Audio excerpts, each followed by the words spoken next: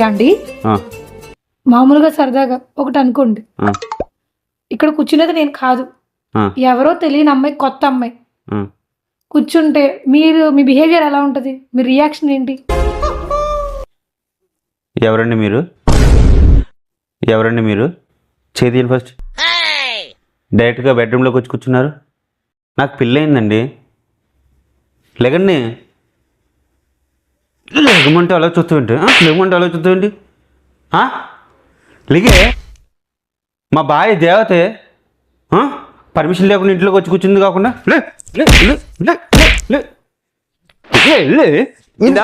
బాగైందా? ప్రతిదానికి over expression. యాండి ఆడవాళ్ళకి ముక్కుపొడికి ఎందుకు కుట్టిస్తారు? ఓబో, దానికి పెద్ద కథ ఉంది, చెప్పంటావా? చెప్పండి. మీ ఆడవాళ్ళకి ముక్కు మీద కోపం ఎక్కువ, అందుకే తగ్గించడానికి ముక్కు పొడి కొడతారు. కొవ్వెక్కి చెప్పిన మాట విన్నమాట, అందుకనే చెవులు కుట్టిస్తారు.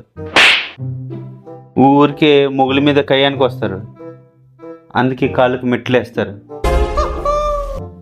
అణిగిమణిగి ఉండడానికి మెట్లో తాళ్ళు కడతారు. చూసావా మీకు ఎన్ని ఆభరణాలు ఉన్నాయో?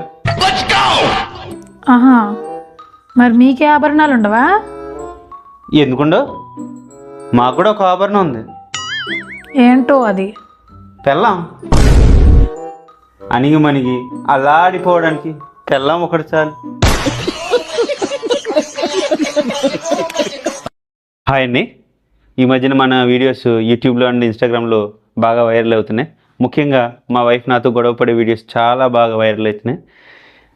దాంట్లో కొన్ని కమెంట్స్లో అందరూ అడుగుతున్నారు, ఎప్పుడు మీ వైఫ్ అలా గొడవ పడుతూనే ఉంటుందా మీ మీద, అసలు మిమ్మల్ని ప్రశాంతంగా ఉండనివ్వదా అని.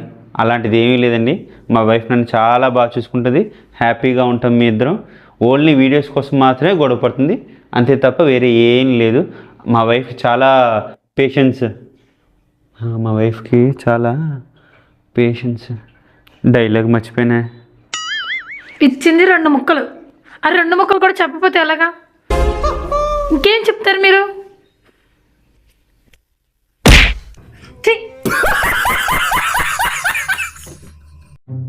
దేవి, పొద్దున్న గులాబీ చెట్టు జామ చెట్టు కలిపి అడ్డుకట్టేవేంటి? అది అవి పెద్ద అయ్యాక గులాబ్ జాములు కాస్తాయేమోనని.